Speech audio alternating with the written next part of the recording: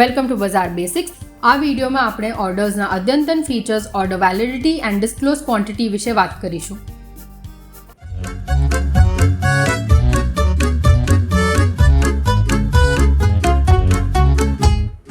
સામાન્ય રીતે order વેલિડિટીમાં day અથવા આઈઓસીનો ઓપ્શન હોય છે.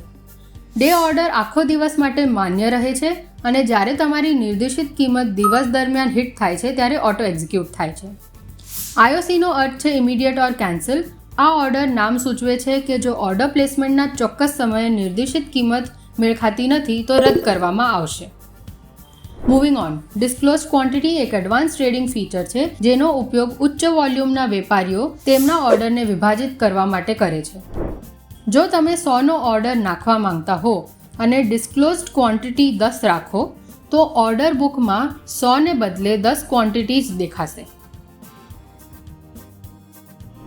જો કે શું તમે જાણો છો કે ડે અને આઈઓસી સિવાય તમે બજાર બંધ થવાના મુખ્ય સત્રમાં પણ ઓર્ડર આપી શકો છો? તેના વિશે જાણવા માટે આઈ બટન પર ક્લિક કરો. જો વિડીયો પસંદ આવ્યો હોય તો સબસ્ક્રાઇબ કરો અને અમને કોમેન્ટ્સમાં જણાવો તમને આગલો કોન્સેપ્ટ કયો જાણવો છે.